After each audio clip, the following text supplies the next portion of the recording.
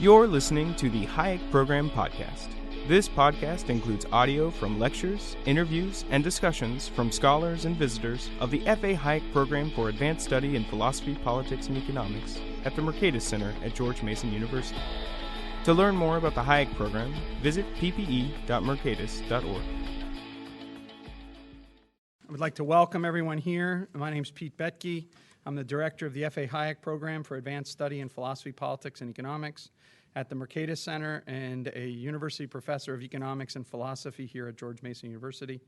And more importantly, for this occasion, I'm a proud alumnus of GMU's economics department and a former student of James Buchanan. Before we get started today, I'd like to gratefully acknowledge the support of the Mercatus leadership, including Dan Rothschild and Tyler Cowan, as well as the university leadership, which includes Dan Hauser, who's here, but also the dean and the provost and our university president, and especially the financial support of various foundations that are listed in the back of your program that have provided financial support to enable us to do programs like this, especially the John Templeton Foundation, whose significant support in 2012 enabled us to start this program and develop it. I was a student at GMU from 1984 to 1988, and so I was here when the rumors swirled in 1984 that Jim would be honored with the Nobel. And also, let me just point out to folks here, it is a real Nobel. The Nobel Foundation has acknowledged it's a real Nobel, so no tweets right now, it's not the Nobel or whatever, you know. And all of us at that time, hearing all the stuff about our professor going to win, we were collectively, of course, disappointed when he didn't win, and in particular, who won was for the Stone-Geary production function, and which is a very valuable contribution, but to those of us interested in Jim Buchanan, it was a big, like, again, you know, like that kind of thing. And Buchanan picked us up and taught us to dare to be different, and that became a kind of a galvanizing period of time between 1984 and 86. Jim constantly was pushing us to dare to be different. As he would say all the time, why would we want to be a cheap imitation of MIT on the Potomac? We have to be something different. And then I was here in 1986 when, in fact, Jim was awarded the Nobel Prize. And what a great day that was for Jim and the Center for Study of Public Choice, for the field of political economy, and for George Mason University. But as Jim would also stress in his own reflections on the prize, it was a great day for all of us preparing to live an academic life as a slightly out-of-sync economist. The outsiders, or as Jim would put it later, the great unwashed, scattered throughout the academic boondocks. It was Buchanan's great skill to convince all of us that we too could achieve great things in academics while being different from, as he would put it, the Eastern establishment economists of Harvard and MIT, if we were just willing to have a work ethic to consistently apply the seat of the pants to the seat of the chair and to work from 6 a.m. to 6 p.m. every day, day after day, week after week, year after year. It could happen to you. Work ethic and the courage of your conviction, and as Buchanan stressed, more importantly, the courage to withstand the critique of your convictions, and you'll achieve whatever it is that you set out to do. So I remember that day, October 16th, 1986, like it was yesterday.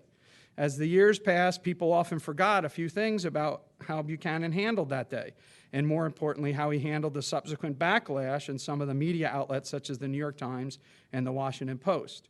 First, I want to point out, he was gracious. The very first remark that he made was to acknowledge the contribution of Gordon Tullock in his work on the calculus of consent and subsequent development of the field of public choice afterwards.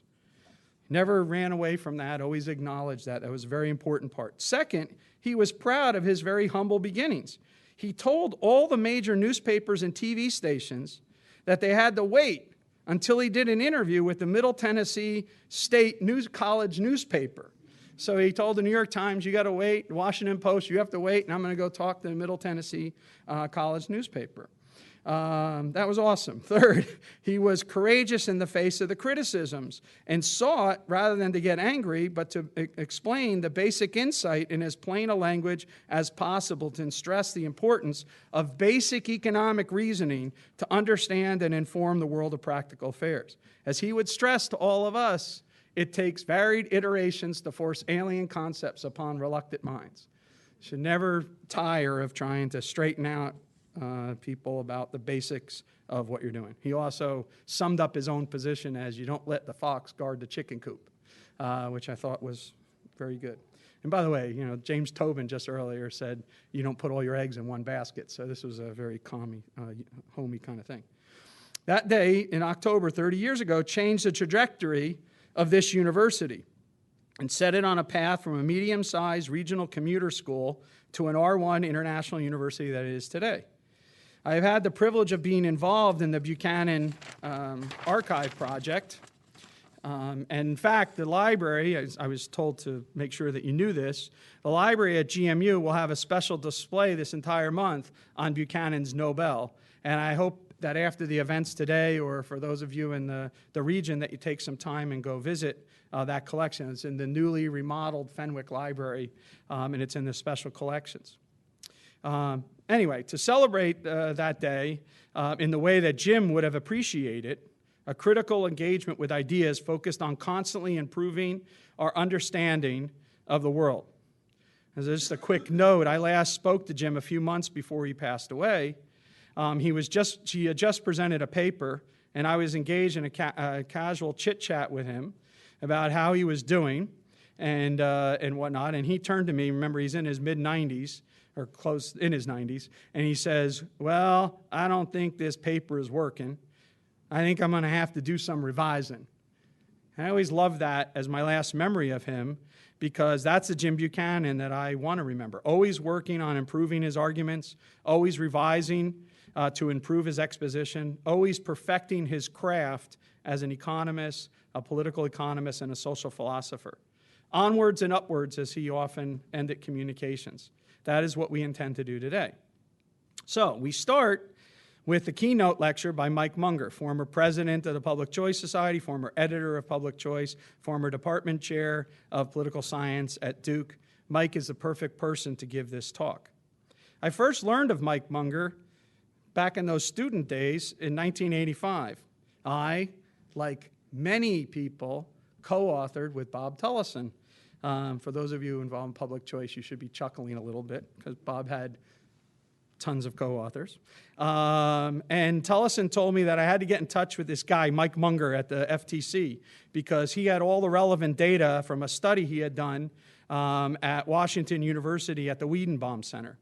Mike graciously talked to me on the phone and gave me everything that Bob suggested that we get from him, and I ended up by writing my first co-author publication, Graduate School with Bob Tullison. I'm not sure I have told Mike the other part of that story, but when Tullison told me to get in touch with Mike Munger, he told me that that is the best young economist around and that I should listen to everything that he has to say because I would learn how to be a good economist. Tullison himself was a natural-born economist, and he wasn't actually one that gave praise very easily. So I'm sure Mike will appreciate that lesson. He told me to listen and learn, and I've been listening and learning ever since. Mike is the author most recently of Choosing in Groups, which is a significant contribution to public choice and constitutional political economy. He wrote that book with his son, Kevin. He is currently working on a book tomorrow, 3.0, and you can all listen and learn from Mike by downloading multiple episodes of Econ Talk, where he and host Russ Roberts tackle a wide range of issues from observations of our daily life to the most pressing issues of public policy that we face. Please join me in welcoming Mike Munger. Thanks, Mike. Thanks so much. So, hey, I'm really honored to be given this chance to speak. I recognize, given the quality of the panel that's going to follow me, my role here is clearly just to be the eye candy. Actually, the only person who laughs at that joke is my wife. She finds it hilarious. Let me give you the punch. Settle down. Let me give you the punchline before I tell the rather longer joke. What I'm going to say about Jim Buchanan is as someone who is a convert to Buchananism. So my Choosing in Groups book is almost completely a reinterpretation of some of the spatial theory work that I'd done before through a Buchanan lens. So I think that the two themes that I want to talk about, which if you get nothing else from my talk today, you remember, are first, a concept that Jim used often that I think is sometimes misunderstood and belittled unfairly, and that is the relatively absolute absolutes. The relatively absolute absolutes. And the other is his notion of politics as exchange. So the two things, politics as exchange and the relatively absolute absolutes, is what I'm going to try to use as an entering wedge to help understand what I think is the contribution, the goals, and some of the achievements that Jim came up with. Sorry. There. So, in a way, one of the things that Jim's often criticized for is that it seems that there are these contradictions. And one of the things that always reminded me of Jim when I see it is this famous passage from F. Scott Fitzgerald, where he says, the test of a first-rate intelligence is ability to hold two opposed ideas in the mind at the same time and still be able to retain the ability to function. So you should be able to see that things are hopeless and yet be determined to make them otherwise. So we have no chance of progressing here, let's get to work, is pretty much what Jim would say to himself every morning. And one of the things that was my favorite thing about him, and I'll talk about this several times, Jim and I in a way connected because we both came from extremely poor backgrounds. Now he went to Middle Tennessee State and I went to Davidson, which is a rather different atmosphere, but I had to work as a waiter and I waited on my classmates and often felt like I was really sort of subjugated by that. Of course, I was glad to have the job, but it was an embarrassing thing to have to wait on your own classmates. So he and I both had that sense that, well, I think it's fair to say we both had a chip on our shoulder as a result of having gone through that experience. I didn't quite have the same attitude towards the Northeastern establishment that he did. But Jim was always, there was always a conflict between the different parts of his thought. And he would say that there was a tension, but it was really very productive. But the thing that was great about him, one of the things that was great about him was this wry, ironic sense of self-mockery. So after he won the Nobel Prize, he would often say, if some days you do not imagine that you're a fraud, you simply lack imagination.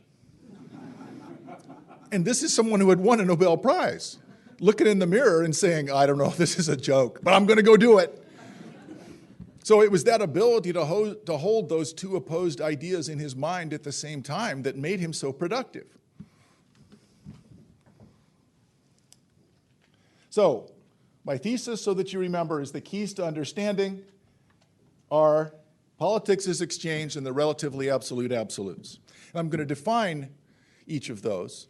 But politics as exchange is something that's not often recognized as being part of public choice, though it was at the outset. The original name of the journal Public Choice, we now think of a Public Choice, was Papers in Non-Market Decision-Making. So it was about designing institutions that would create a discovery process through which groups of people could make themselves better off, through which Pareto improvements could be achieved.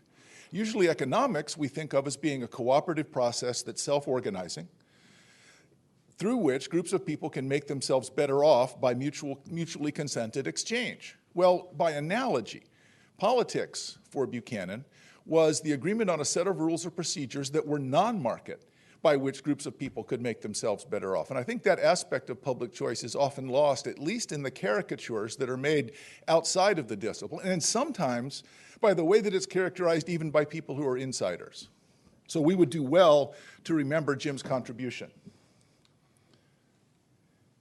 So I do want to remind you that public choice was quite a large phenomenon, and a co-author and longtime friend of mine, William Mitchell, wrote in 1988 a sort of retrospective about 25 years of public choice, which at the time in 1988 seemed like a long time. And of course, even now that was a long time ago, almost 30 years. The three branches of public choice that he identified, that Bill identified, were Virginia political economy, Rochester positive political theory, and Indiana institutionalism. And I don't know that people would still identify that as being part of a cohesive public choice agenda. It may not have been that cohesive then, but each of those have important aspects of what we might now think of as being public choice. I think Jim might have, particularly after he won the Nobel Prize, found rather charming John Maynard Keynes' self-deprecating preface to the General Theory, which was published in 1936, of course, and Keynes lived before the Nobel Prize, which is a Nobel Prize, was founded, so presumably Keynes would have at least been a candidate for it. But in his preface, he said something that I think many Nobel Prize winners have probably felt since then, that the critics are likely going to fall into two groups, one of which says we've learned nothing new, and the other is this is quite wrong. The cool thing about the response to Jim winning is people said both. So, in particular, Robert Lekachman, in his 1986 New York Times response, and the reason I remember this was I had just arrived at the University of Texas Government Department, and this New York Times article went up on about a third of the doors of my colleagues. So Texas was a somewhat divided department. Now, I can't resist saying, here's a picture of Mr. Lekachman, and he was a professor at Lehman College in New York. He looks a little bit like a pink Volkswagen Beetle running down the road with the doors open. And in case you can't imagine that, but let us take his critique seriously. So what he said, and I'm going to pull this out so that I can turn around better. What he said was, this is a quote from the New York Times article. As a founder of public choice theory, Mr. Buchanan has extended the imperial grasp of the free market model to politics. Other Chicago-trained or influenced scholars have applied the logic of self-interest to other choices, selection of marriage partners, decisions to bring the world few. So he's talking about Becker and other people. It's odd, I think, to think of Buchanan as being of a piece with his Chicago colleagues, because it's actually really pretty different. But it is interesting to think that that was the first response. So Mr. Buchanan's contribution is an argument that politicians are powerfully motivated by self-interest. The novelty, if any, so there's the not new part, in this discovery is his claim that self-interest is the only force operating upon them. Those who linger on the imperfections of private markets refuse to reduce all human behavior to simple self-interest. Well, there's the wrong part. So it's both not new and wrong. Nobel Prizes are not awarded to physicists who rediscover Isaac Newton. Yet, public choice theory resurrects the Adam Smith of the wealth of nations, so it's not new. Down here, it is as if an award were split between an evolutionist and a scientific creationist. So it's wrong. I think to compare Jim to a scientific creationist is perhaps a bit harsh, as being entirely outside the mainstream, but it was interesting that it was this person thought, Mr. Lekachman, Professor Lekachman, saw it simultaneously as being of a piece with the Chicago agenda, and yet as if it were scientific creationism. So I think this criticism is probably unduly harsh. The reason I wanted to bring it up, because Pete had mentioned the New York Times response, this is sort of the conventional response, and people said, well, it's obvious, and it's obviously wrong. Well, let's take the critique a little bit seriously for a moment and say, what is it that Buchanan actually was trying to accomplish? How does it fit in with, and how does it differ from the larger public choice agenda? So we might call this behavioral symmetry or politics without romance, and that is usually reserved for the claim, and we can put it this way. Alistair Cook, in responding for the BBC, said that public choice rests on the homely but important observation that politicians are, after all, no different from the rest of us. Now, that's probably right in the sense, and let me say I'm happy to share this PowerPoint. I'm going through a lot of quotes here. So just send me an email at munger@duke.edu, and I'm happy to send you the whole PowerPoint, because it might be useful if there's some project you're working on where some of this would be helpful. So rests on the important but homely observation is probably right. That's fair enough. My good friend, a person I respect, Dan D'Amico, said, "The study of public choice is quite simply the application of economics to the realm of political decision-making." James Buchanan termed this applied practice behavioral symmetry. I think that's wrong, with all due respect to Dan. It is not quite simply that. That's something. Certainly behavioral symmetry is important, but it is not the entirety of public choice, and it is certainly not the entirety of Jim Buchanan's thought. Now, Brennan and Buchanan, I think, show where they came from. What their public choice in some ways grew in response to the orthodox theory, which claimed that the difference was complete. People who worked for the state were interested in the public interest. People who worked in the private sector were interested only in profits and their own self-interest. Consumers were different from voters.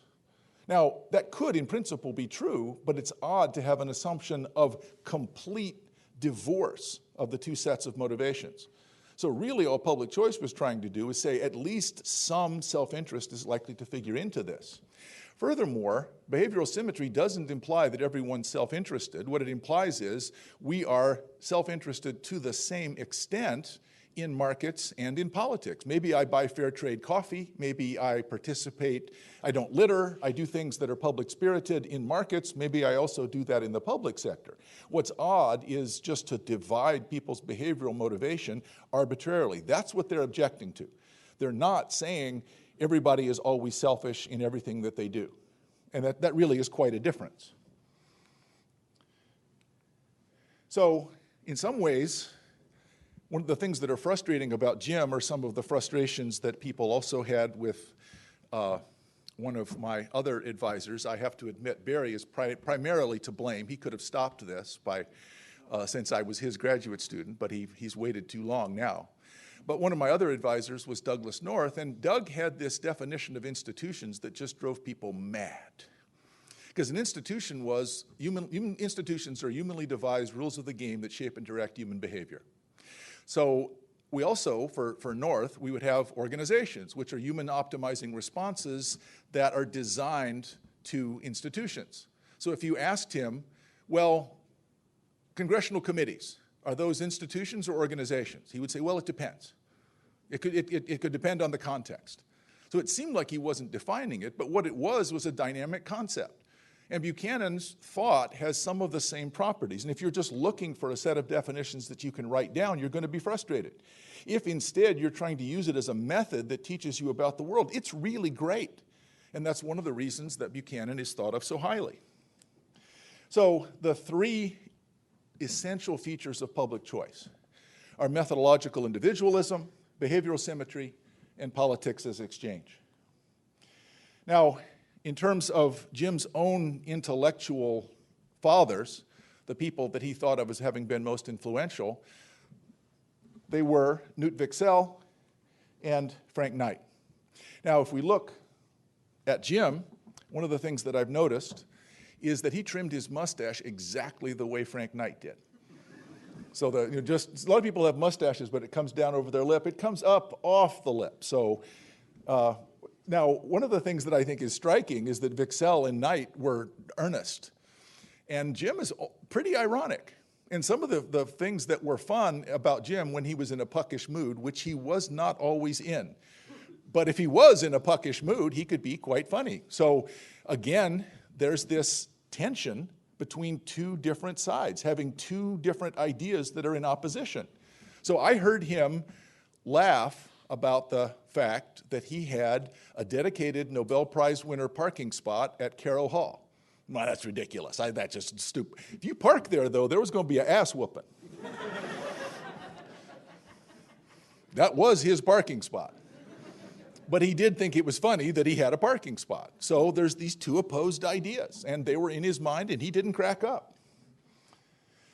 So methodological individualism, I think, is often misunderstood as a philosophical or ethical statement, and in fact, it derives at least back to Max Weber, who claimed that maybe for sociology we're interested in groups, but the subjective understanding of action in sociology, those collectivities, must be treated as solely the resultants and context of the particular acts of individual persons. since an individual alone is the subjective bearer of meaningful oriented action. You have to start with individuals. So it means nothing more than that. It's an analytical premise. Now, maybe people will add up into groups, but you have to start with individuals.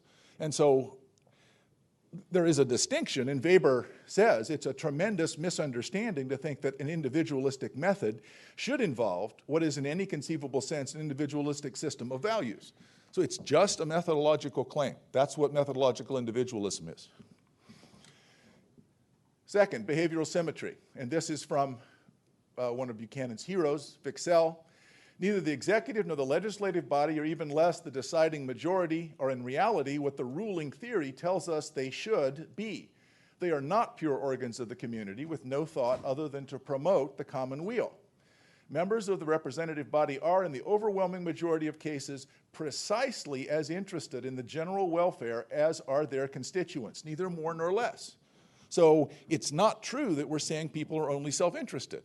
What we're saying is that people are pretty much the same regardless of the context they're in. Now, what we can do is look at differences in institutions and relative prices to make predictions about their behavior. They may behave differently because they're in a different institutional setting. But in terms of behavior and objectives, it's a mistake to think that people are more or less self-interested in the different settings. And then, for politics as exchange, it would seem to be a blatant injustice if someone should be forced to contribute towards the cost of some activity which does not further his interests or may even be diametrically opposed to them. Now, Todd, yesterday at the LEC, for some of you, you heard him talk about the fact that there's a trade-off between free riding and forced riding. And Todd also rightly said that Todd Zwicky I'm talking about, he also rightly said that there's no solution to this. Well, maybe there's no perfect solution, but we have to decide. We actually have to make choices. We have to design institutions that choose some level of this trade-off. So if we are not able to compel people to obey their agreements, we're actually denying a kind of liberty to them. If I cannot make binding commitments, I lose some of my own liberty. If I can't sign a binding contract, I'm not in a position where I can live as a free and responsible individual. I would like to be able to make promises that other people expect me to keep.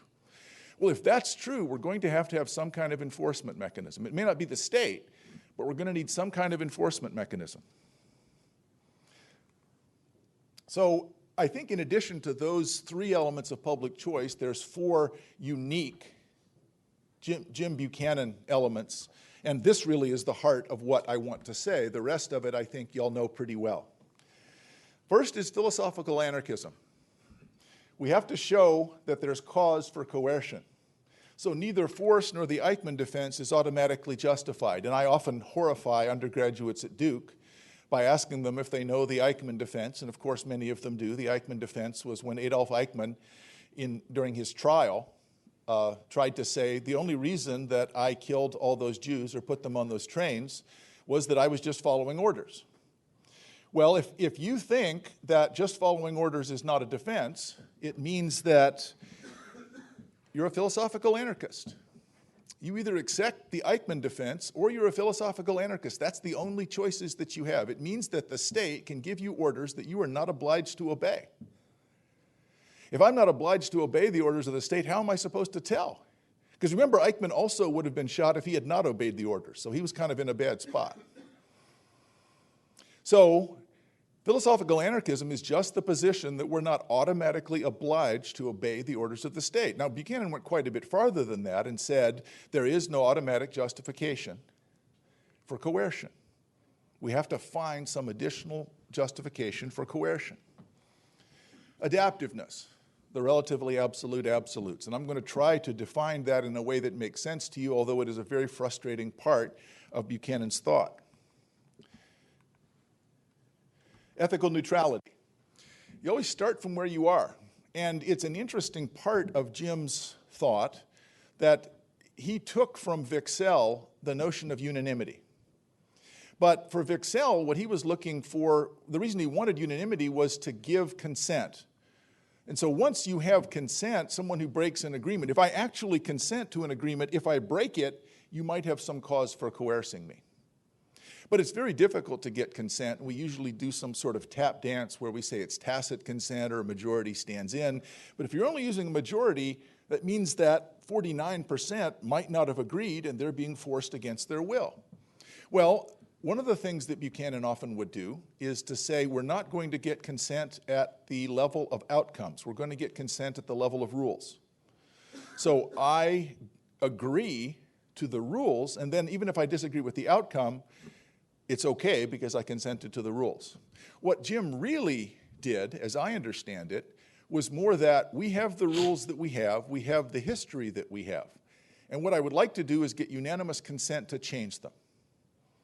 We start from where we are. So what requires unanimous consent is any change to that. Yes, it may well be that the distribution of property rights, wealth, and power is in some sense unjust, and we can attribute it to justices and slights that either 10 years ago, 100 years ago. Let's just start from where we are. And we should improve it from there. And then fourth, subjectivism. The system produces utility flows, and individuals are the best judges of the values of those flows, full stop.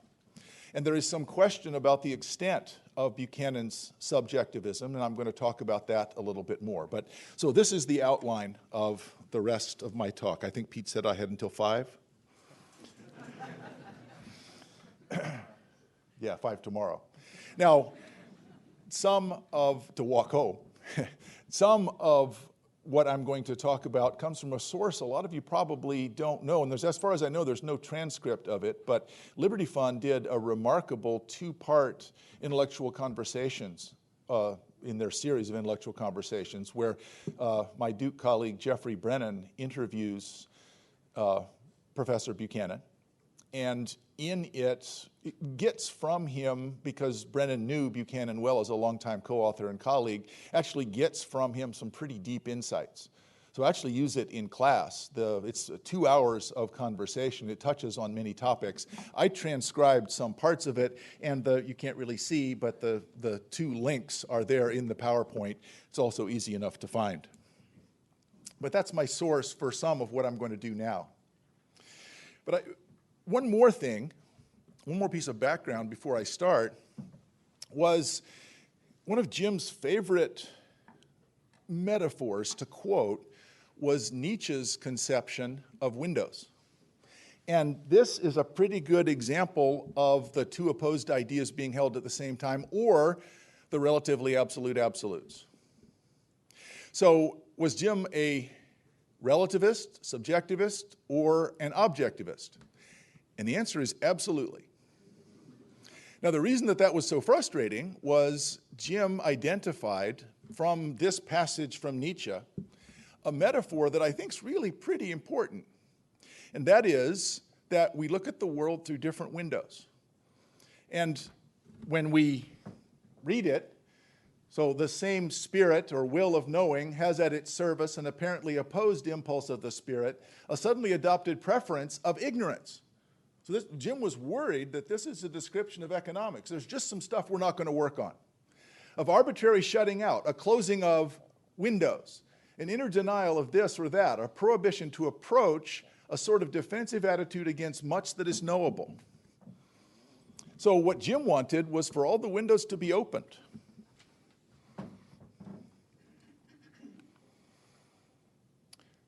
There's many different windows and views of the world. The world is going to look different from each of those windows, with different light, a different perspective, different depth of field, differences in angle. Each window has some claim to validity, to truth, because it's a view of the world. No one window, including public choice theory, can claim exclusive rights to the truth. This sounds relativistic, but there's only one world. There's a bunch of different windows, so the different perspectives are all valid, but there's only one world. There really is an objective truth. We may not be able to perceive it. And the glimpses that we catch through these different windows all have some claim to validity, but they're contestable. That is, I have to prove its value by showing that it predicts or explains. There's an empirical reference, even though Jim really didn't like a lot of empirical work in economics because it used that regression stuff. But having some sort of empirical reference and recognizing there is an objective world underlying it, which we can perceive only imperfectly. because we all look at it through these different distorted windows. But in principle, we might start by assuming everyone is completely public interested and see what implications we get from that. Everything is always a question you get to ask. So he got that from Frank Knight. Nothing is sacrosanct, nothing is beyond question. So, philosophical anarchism. Now this is a quote from Jim, and I'm not going to go through the whole thing, but I wanted to get it enough out there so you could get the background. So we need to go back to the libertarian strand. This is his world, libertarian strand. There is no justification for anyone coercing anyone else. So if you're not going to coerce someone, what can you do? Well, you have to exchange with them. You engage in reciprocal relations, one person with another person, and you build that up. You start getting more complex, and ultimately you end up in a situation where we're participating in a big exchange in which we're all sharing in a commonality or a government of politics and so forth. So you start with the idea that coercion is never justified in advance on any grounds. Unless you can bring in some transcendental purpose, how can you justify coercion? So unless God's rules or right reason or some kind of a priori doctrine justifies force, you can't have coercion. So since I was trained as an economist, it was easy to move into this sort of exchange version of politics.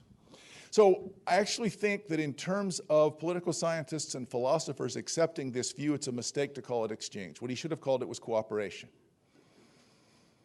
Because actually what he means is something much more like cooperation. It doesn't have to be an explicit exchange the way that it is in a market. What it is a group of people who come up with an agreement, and one of the homely examples that he would use is, suppose we have a problem with mosquitoes. Well, if we have a problem with mosquitoes, then everybody in this little neighborhood has to get rid of all their spare tires that's collecting water in the low places, the puddles. It doesn't take much for mosquitoes to be able to breed. But if I do it and you don't, it's not going to help much because mosquitoes fly around. We all have to do it. We'd all be better off if we can come to an agreement where we have to pay a fine or some sort of punishment if we don't do what, in fact, we all in advance want to do. But there's always the problem of free riding. I would prefer all of you get rid of the mosquitoes, and there'll probably be some reduction. I don't have to get rid of mine. So that's not exactly exchange. It's more like cooperation. But that's the essence of the sort of thing that he meant. Second, the relatively absolute absolutes. He said, I couldn't live without the relatively absolute absolutes. It gets me out of a lot of jams. It gets me off a lot of hooks, too. But it's a concept that I picked up directly from Frank Knight and Henry Simons. It prevents the necessity of taking a position either as a relativist in all respects or as an absolutist. I am neither. It's an in-between position. There are some moral values that have been in existence a long time that have been proved by the test of history.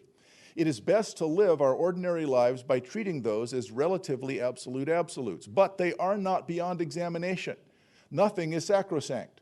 At one level of our existence, you can evaluate those. You can say, are they really as stable, authoritative, or unchallengeable as they might seem? We can challenge them in the academy. That's the job of the academy. But at the same time, that's not just going out and saying anything goes at all. So it gets you off that terrible problem of becoming a relativist or an absolutist. So you're not the sort of caricature of Burke where we have these traditions that come down to us from the past and we must obey them. We don't understand them, but we must obey them. And Hayek actually runs into this problem too. We have these traditions and slavery is one of them. Well, that's a bad one. How do you know? Well, Buchanan's answer is you have to question all of them, but mostly obey them. So one of the questions Doug North always asked is, why is it that ideologies always last so long until they don't?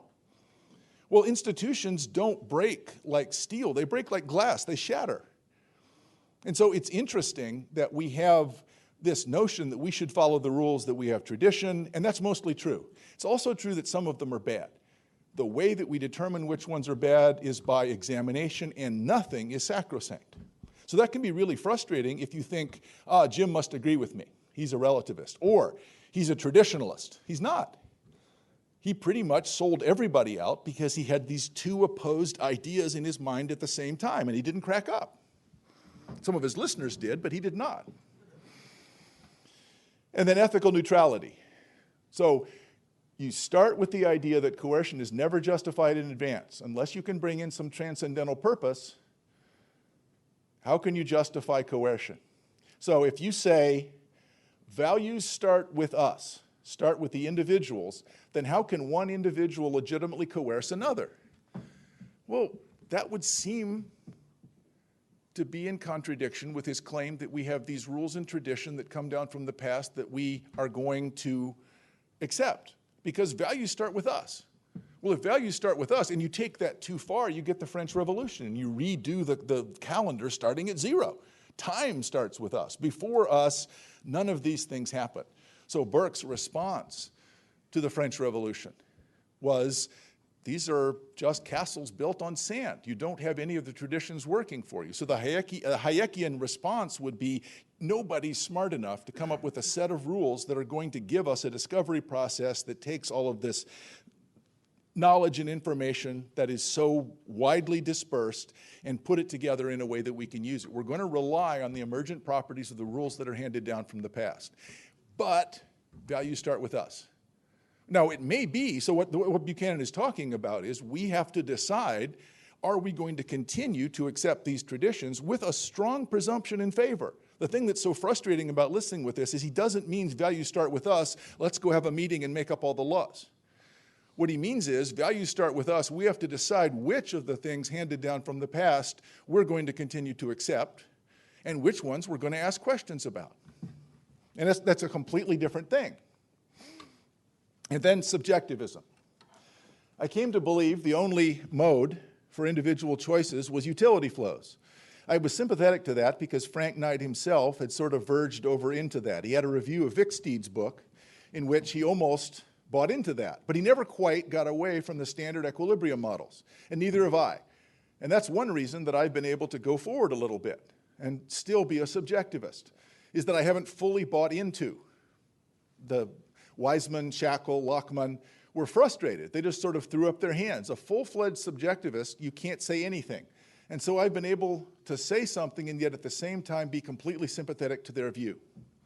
So several times he would say that he considered himself a subjectivist.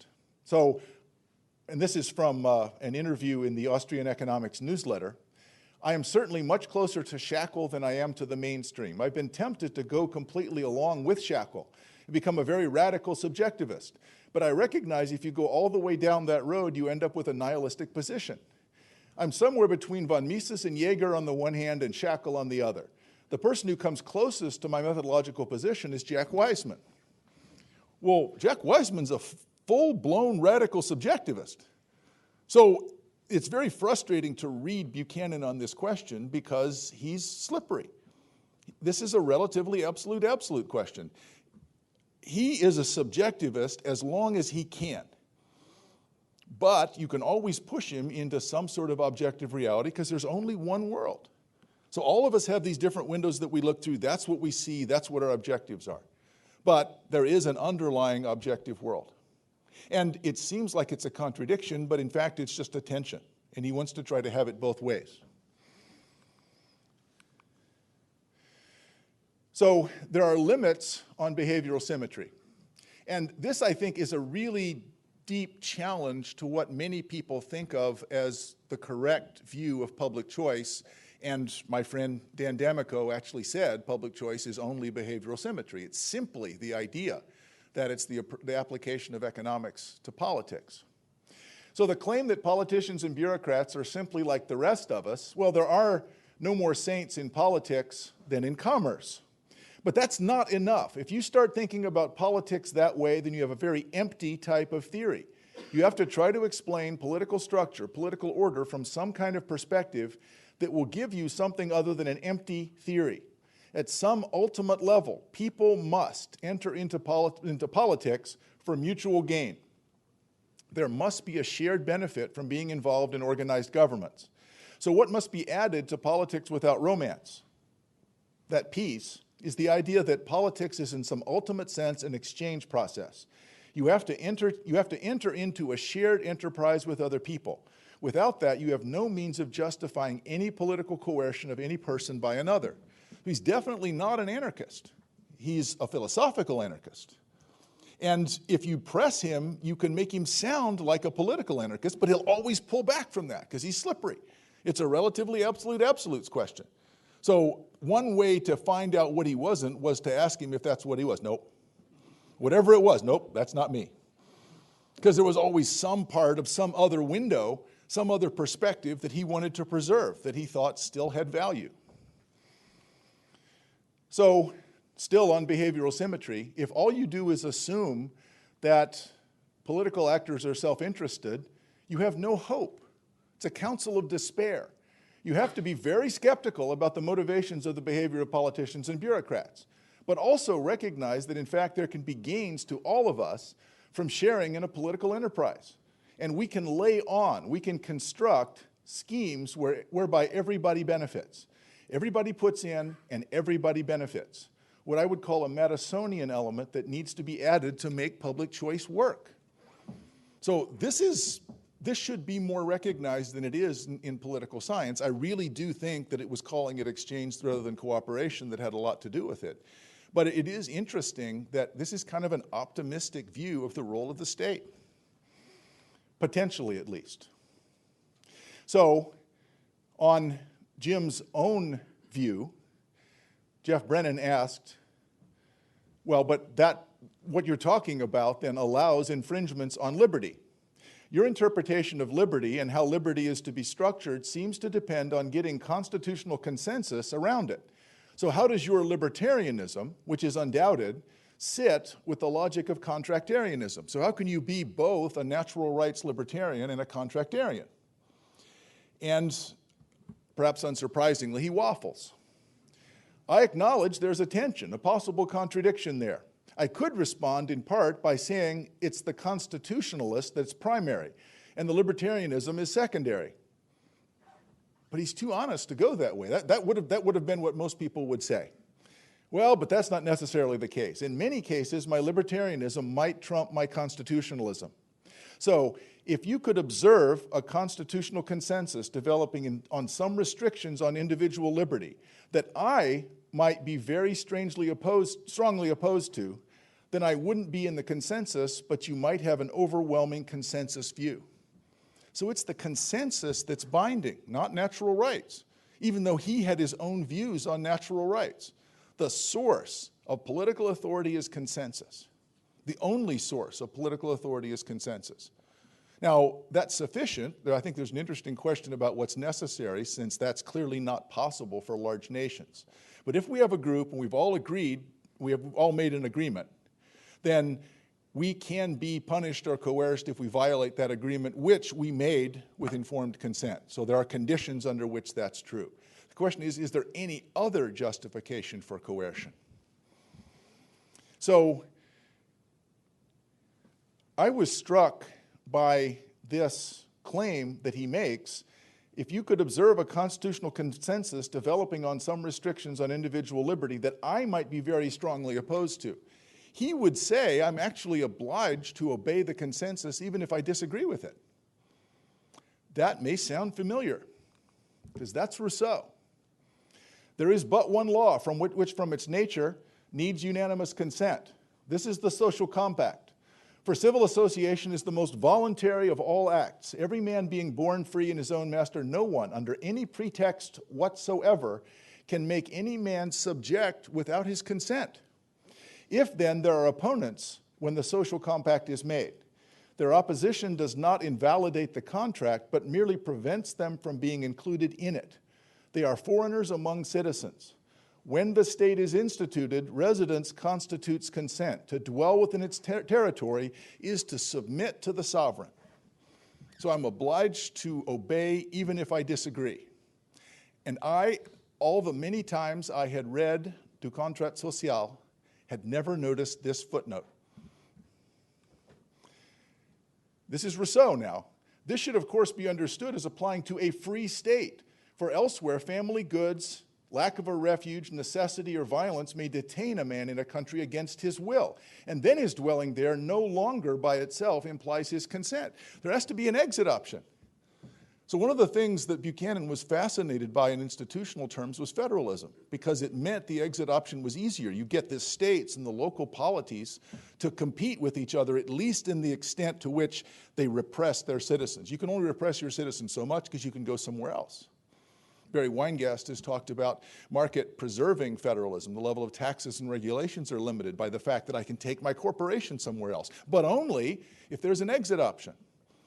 So I read Buchanan and thought, gosh, he's just like Rousseau, and then found that Rousseau was more of a Buchananite than I expected. There has to be an exit option. He's actually taking a lot of this back. That's pretty sensible. So if exit is so difficult or expensive, well, of course, then residence does not imply consent. Good for you there, Jean-Jacques.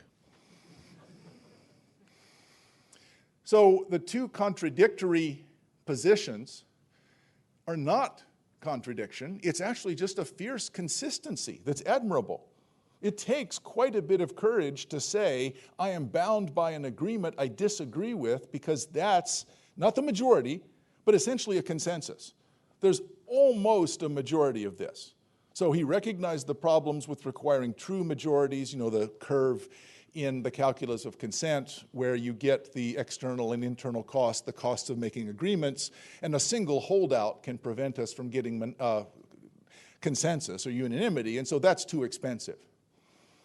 So if there's an essential consensus, I'm actually bound by it even if I disagree with it. That's not the sort of position that I think most people associate with Buchanan's thought, but it's clearly where he ends up, and it's for logical reasons.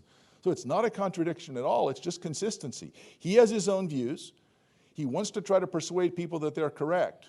But if almost everyone disagrees, it's as if he's wrong. I accept the fact that I am bound by this agreement.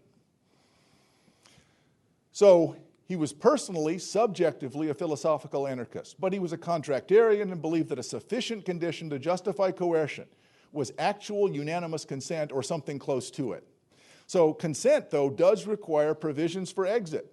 And of course, forced membership is actually a restriction on exit. If we say you have to be a member of this county because you live here, that's really a restriction on exit. So Buchanan agrees that groups could form and could coerce their members to be, for example, pure communists, prohibit private property. So if a group of people get together and this is what they've agreed on, and there's some reasonable provisions for exit, okay, I don't want to live there, but as long as I don't have to, it's okay. There's nothing in principle or ex ante or natural law that would say you can't do that. So the freedom of association, the contractarian part of this, is dominant. Now, there is the problem with tacit consent that David Hume also recognized of the original contract, and you probably recall what Hume says is, because this is the question of tacit consent, so I live under the dominion of a prince, which you can just leave. Every individual is given his tacit consent to that authority. Can we seriously say that a poor peasant or artisan has a free choice to leave his country when he knows no foreign language or manners and lives from day to day by the small wages? Forgive me. Oh, I'm going the wrong way. Does anybody know any jokes?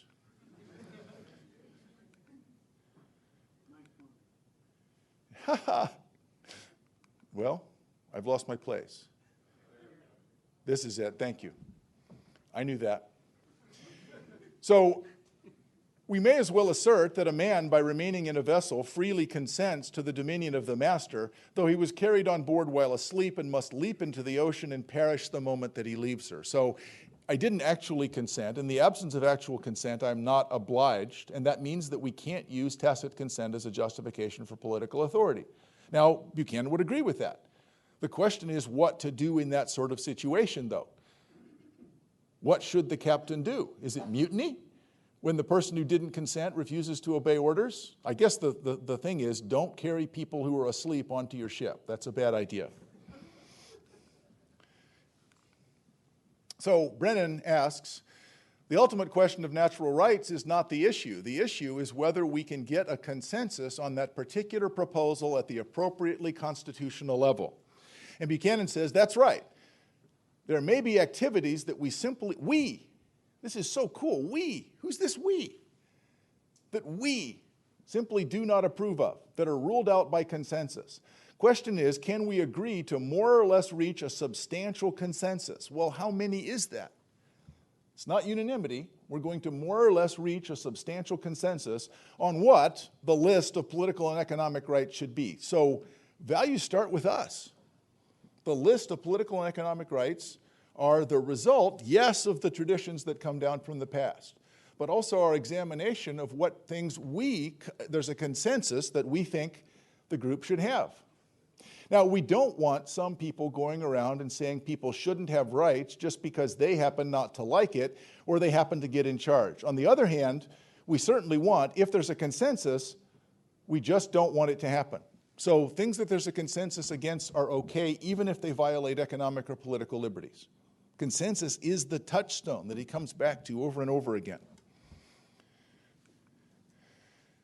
So there's a difference, he says, between my position and the Rawls position. Whereas I can sense the tension between my contractarian position and the libertarian position, and not only the tension, but will grant that the contract dominates. Unless I can persuade other people, I mean, that's sort of the essential libertarian position. Coercion's never justified, meaning I can't even coerce you if you're wrong. You can coerce me if you all agree, if I'm outside the agreement. It's a pretty interesting position. So Rawls is enough of a Kantian to believe that there are somehow these ideal precepts out there that he's searching toward. He's trying to ground that in his ultimate personal values, whereas I would never go beyond that point. So a key difference is Buchanan would never impose even his values on other people, although if you disagreed with him, he would argue with you pretty strongly and maybe get angry about it. But in principle, I could never impose those values on you. I have to persuade you. I don't think there's any clearly defined set of rights that you can delineate independently of a consensus or constitution. So it's that last sentence that's the money quote. I don't think there is any clearly defined set of rights that you can delineate independently of a consensus or a constitution. So I have a metaphor that I have tried to use to explain what I think is the tension in Jim's thought, and it's Hayek University. At Hayek University, where do you put the sidewalks? Well, here's what happens when you try to think you know where to put the sidewalks. I'm actually a collector of these pictures. I look for stuff like this when I go around. So it'd be sort of cool to have a circle there and people just walk right across the middle. I just saw this in Canberra. So apparently a bunch of bicyclists were going too fast. There was a pretty busy road here. So they put these things up so the bicycles would have to slow down, and everybody just went around. So it's pretty difficult to say we know how this is going to work. Here you can't see it that well, but there's a couple of cut-throughs. This is on a small campus in Massachusetts. And, well, here this last one makes it pretty obvious. What the hell? I mean, so the answer to the question at Hayek University, where do you put the sidewalks, is, well, it's a trick question. You wait 2 years and then you pave the muddy paths.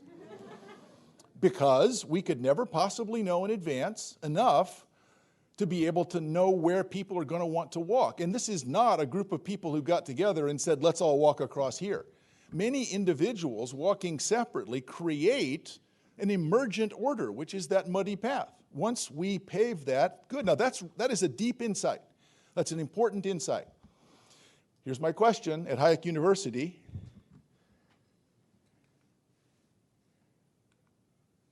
Come on. Where do we put the buildings? Now, whenever I think of this, I think of a Monty Python voice. Look there, it appears to be, it is. The sociology department is under that copse of trees. That's where we'll put the sociology department. Said no one ever. And so here, there's a group of faculty, and actually there appears to be a building spontaneously emerging behind them. Well, no, that's actually not how it works.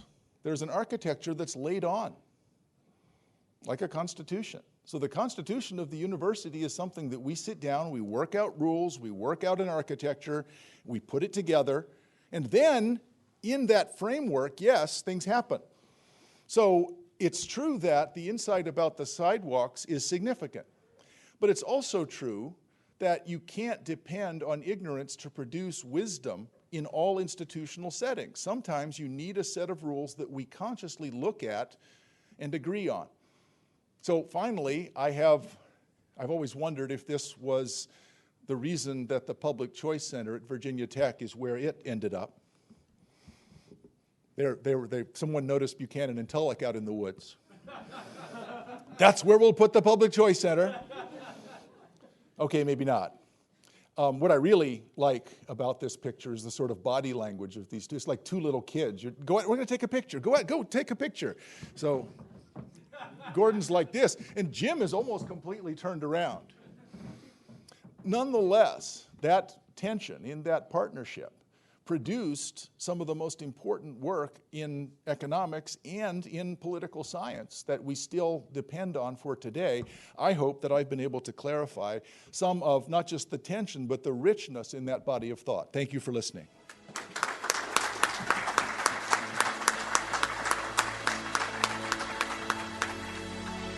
Thank you for listening to the Hayek Program Podcast.